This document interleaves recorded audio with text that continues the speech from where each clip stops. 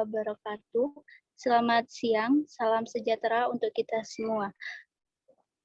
Yang terhormat kepada Bapak Sumedran MPD dan Ibu Mega Nurizalia SPD MPD, kami dari kelompok 1 izin mempresentasikan hasil diskusi kami yang bertemakan pembangunan berbasis pemberdayaan. Sebelum itu, kami izin memperkenalkan anggota kelompok kami. Yang pertama ada Dela Agustini, yang kedua ada Meira Hestina, dan yang ketiga ada Mipta Sarah Aulia, dan yang keempat ada Putri Andari, saya sendiri, dan yang kelima ada Setia Dewi Anggun, dan yang terakhir ada Gita Rahmianti.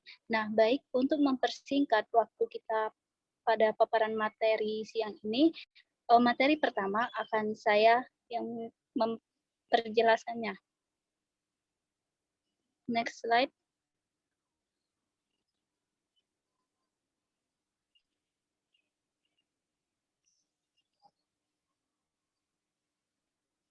Baik, terkait dengan definisi pembangunan. Nah, jadi pembangunan merupakan upaya yang terus-menerus ditunjukkan untuk memperbaiki kehidupan masyarakat dan bangsa yang belum baik atau untuk memperbaiki kehidupan yang sudah baik menjadi lebih baik. Nah, berdasarkan pendapat para ahli yaitu Riyandi dalam Tersia 2015, mengungkapkan adanya beragam rumusan yang dikemukakan oleh banyak pihak mengenai pembangunan. Jadi Riyandi ini menjelaskan bahwa pembangunan adalah suatu usaha atau proses perubahan demi tercapainya tingkat kesejahteraan atau mutu hidup suatu masyarakat yang berkehendak dan melaksanakan pembangunan itu. Sedangkan menurut Martikanto 2009, pembangunan diartikan sebagai upaya yang dilakukan secara sadar dan terencana, dilaksanakan terus-menerus oleh pemerintah bersama-sama segenap warga masyarakatnya atau dilaksanakan oleh masyarakat dengan fasilitas pemerintah dengan menggunakan teknologi yang terpilih untuk memenuhi segala kebutuhan atau memecahkan masalah-masalah yang sedang dan akan dihadapi demi tercapainya mutu hidup atau kesejahteraan seluruh warga masyarakat dari suatu bangsa yang merencanakan. Nah, jadi dapat kita artikan di sini pembangunan adalah suatu usaha yang ditunjukkan untuk memperbaiki kehidupan masyarakat menjadi lebih baik lagi. Mungkin itu saja paparan materi dari saya. Slide selanjutnya akan dijelaskan oleh Saudari Setia Dewi. Kepada Setia Dewi, waktu dan tempat kami persilakan.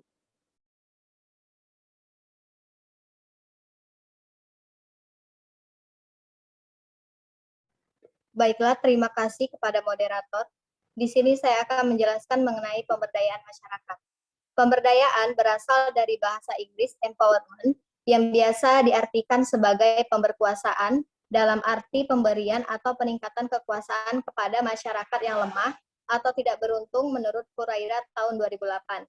Pemberdayaan masyarakat merupakan serangkaian upaya untuk menolong masyarakat agar lebih berdaya dalam meningkatkan sumber daya manusia dan berusaha mengoptimalkan sumber daya tersebut sehingga dapat meningkatkan kapasitas dan kemampuannya dalam memanfaatkan potensi yang dimilikinya sekaligus dapat meningkatkan kemampuan ekonominya melalui kegiatan-kegiatan swadaya.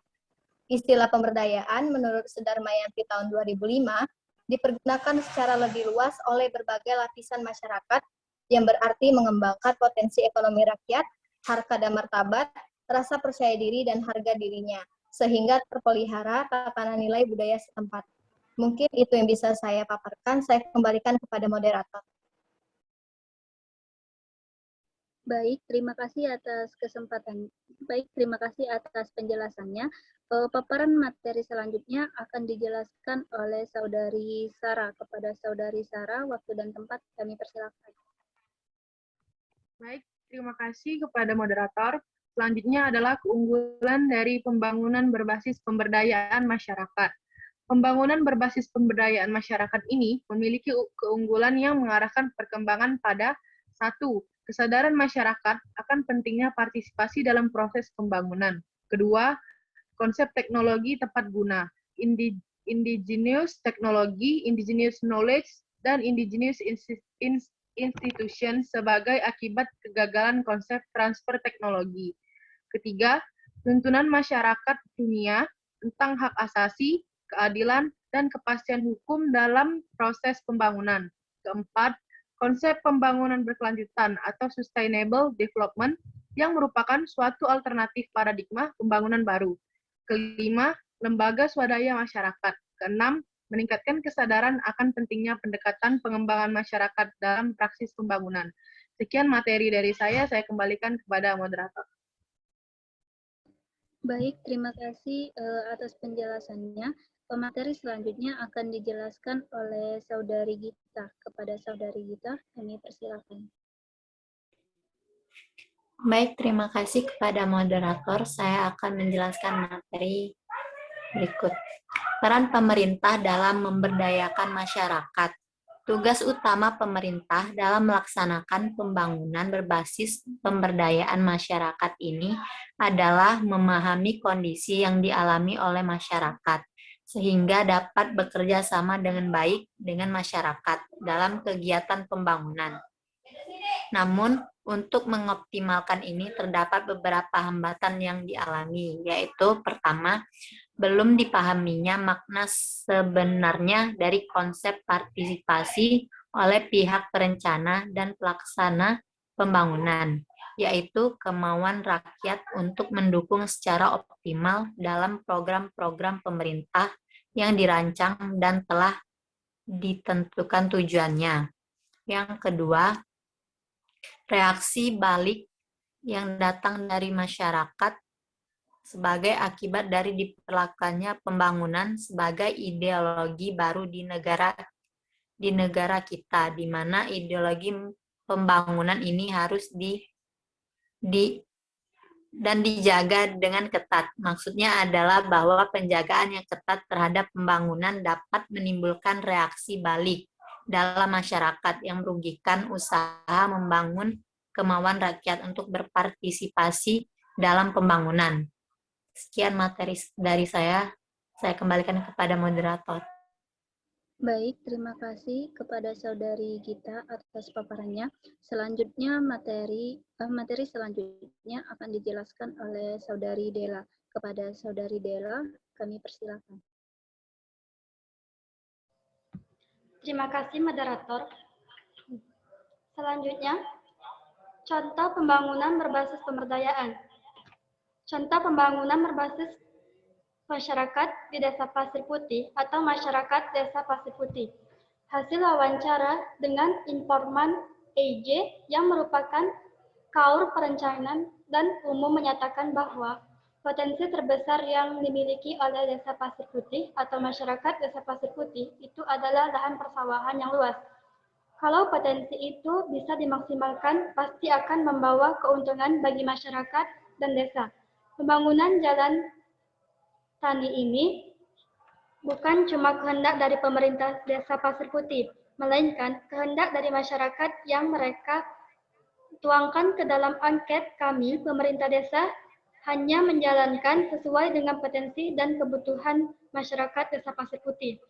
Hasil penelitian di Desa Pasir Putih itu ada 3. Yang pertama, pemerintah Desa Pasir Putih berhasil dalam mewujudkan pembangunan berbasis pemberdayaan masyarakat. Hal ini dikarenakan adanya komitmen dari pemerintah desa dalam hal ini kepala desa, BPD, dan seluruh perangkat yang ada untuk menempatkan masyarakat sebagai bagian yang tidak terpisahkan dari rencana pembangunan. Yang kedua, masyarakat merasa dilibatkan dalam setiap proses pembangunan yang ada, baik itu dalam perencanaan, pelaksanaan, sampai pada pengawasan. Hal ini memberikan dampak positif dalam pemeliharaan setiap hasil pembangunan yang ada serta berdampak positif bagi terbentuknya semangat gotong royong yang tinggi dalam masyarakat. Dan yang ketiga, tidak hanya terjadi pemberdayaan masyarakat di Desa Pasir Putih, tetapi juga terjadi pemberdayaan lembaga yang ada di dalam desa untuk bekerja sesuai tugas dan fungsi yang telah ditetapkan dalam undang-undang. Saya kembalikan ke moderator. Baik, terima kasih kepada Saudari Dela atas paparan materinya. Materi selanjutnya akan dijelaskan oleh Saudari Meira. Kepada Saudari Meira, waktu dan tempat kami persilakan. Baik, terima kasih moderator. Di sini saya akan menjelaskan tentang mekanisme pemberdayaan masyarakat. Pemberdayaan masyarakat harus melibatkan berbagai potensi yang ada dalam masyarakat. Mohon maaf, Saudari Merah, suaranya tidak kedengaran.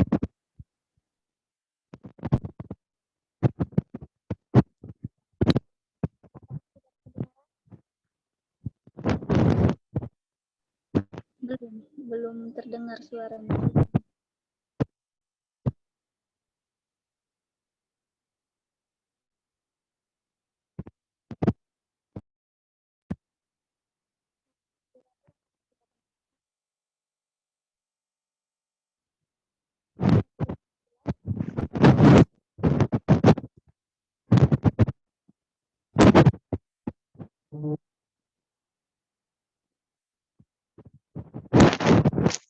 Bagaimana Saudari Merah, apakah bisa? Apakah suaranya cukup jelas? Sudah cukup jelas. Kami persilakan. Baik, terima kasih. Akan saya lanjutkan. Di sini saya akan menjelaskan tentang mekanisme pemberdayaan masyarakat. Pemberdayaan masyarakat harus melibatkan berbagai potensi yang ada dalam masyarakat. Beberapa elemen yang terkait, misalnya, pertama, peranan pemerintah dalam artian birokrasi pemerintah harus dapat menyesuaikan dengan misi ini, mampu membangun partisipasi, membuka dialog dengan masyarakat, menciptakan instrumen, peraturan, dan pengaturan mekanisme pasar yang memihak golongan masyarakat bawah. Yang kedua, organisasi-organisasi kemasyarakatan di luar lingkungan masyarakat. Lembaga swadaya masyarakat, organisasi kemasyarakatan nasional maupun lokal. Ketiga, lembaga masyarakat yang tumbuh dari dan di dalam masyarakat itu sendiri atau local community organization seperti BPD, PKK, Karang Taruna, dan sebagainya. Keempat, koperasi sebagai wadah ekonomi rakyat yang merupakan organisasi sosial berwatak ekonomi dan merupakan bangun usaha yang sesuai untuk demokrasi ekonomi Indonesia. Kelima, pendamping diperlukan karena masyarakat miskin biasanya mempunyai keterbatasan dalam pengembangan diri dan kelompoknya. Keenam, pemberdayaan harus tercermin dalam proses perencanaan pembangunan nasional sebagai proses bottom-up. Ketujuh, keterlibatan masyarakat yang lebih mampu khususnya dunia usaha dan swasta. Sekian dari saya kembalikan ke moderator.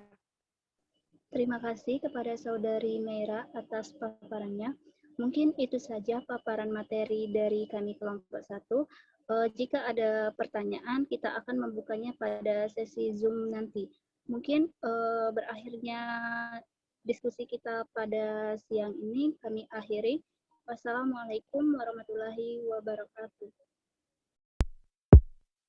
Yeah.